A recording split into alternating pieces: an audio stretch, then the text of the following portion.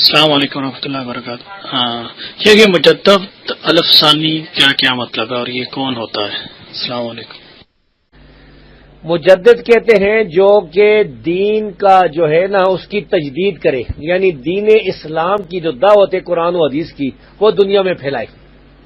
تو ایک حدیث میں آیا ہے سنن نبی داؤد کی کہ اللہ تعالیٰ ایسے لوگ پیدا کرے گا جو ہر صدی کے سرے پر دین کی تجدید فرمائیں گے۔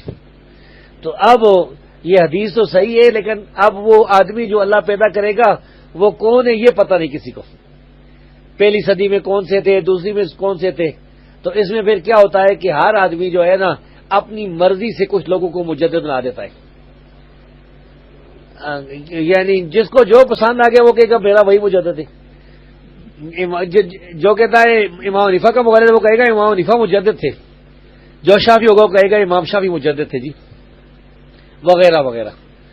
تو خیر پھر صوفیوں نے ایک اور اصطلاح بنا دی، انہوں نے کہا کہ 1000 سال گزر گئے، اب دوسرا 1000 سال شروع ہو گیا۔ پہلا 1000 سال جو تھا نا الف، اب الف ثانی شروع ہو گیا، دوسرا 1000 سال۔ اب دوسرا 1000 سال جب شروع ہوا یعنی 10ویں صدی ہجری کے بعد 11ویں صدی ہجری، تو اس میں بھی کوئی مجدد ہونا چاہیے۔ حالانکہ حدیث میں ایک آدمی کا ذکر نہیں ہے، میں یجدد اللہ، اس سے جماعت بھی مراد ہو سکتی ہے، ایک بھی ہو سکتا ہے۔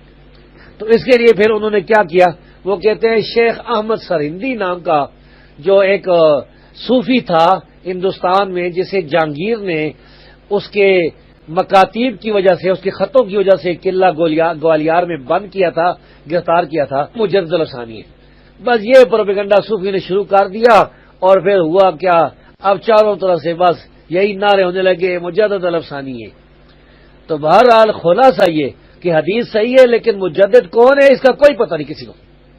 زیادہ سے زیادہ ہم یہ کہہ سکتے ہیں کہ بھائی قرآن اور حدیث کا راستہ ہی سچا ہے۔ تو جو آدمی اگر کوئی بڑا عالم ہے اور یا عالموں کی جماعت ہے نیک لوگوں کی جو قرآن و حدیث پر عمل کرتے ہیں، اجماع پر عمل کرتے ہیں، سلف صالحین کے منہج کے مطابق، عقیدے ان کے صحیح ہیں، صوفی وغیرہ نہیں ہیں، تو وہ لوگ مجدد ہیں۔ وہ ہر صدی میں بھی ہو سکتے ہیں۔ پہلی جو 3 صدیاں ہیں اس میں تو بے شمار ہیں، آپ دیکھیں گے تو یعنی صحابہ ہیں، تابعین ہیں، تبع تابعین ہیں۔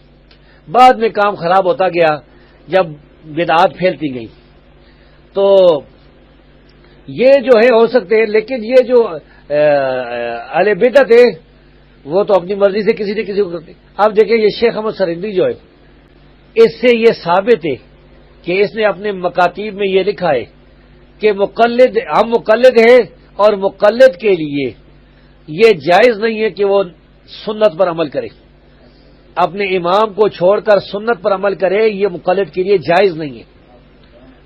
اس وجہ سے اس نے جو ہے وہ جو اشارہ کیا جاتا ہے نا تشہد میں، یا وہ آدمی اتحیات پڑھتا ہے تو اس میں انگلی سے اشارہ کرتا ہے، اس نے اس اشارے کی مخالفت کی، اسے ناجائز قرار دیا، اور جو ہے اور اس پر وہ بڑا ڈٹ گیا۔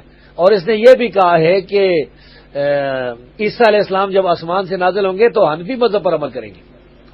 تو اس قسم کی باتیں کہنے والا آدمی جو ہے وہ کس طرح مجدد ہو سکتا ہے؟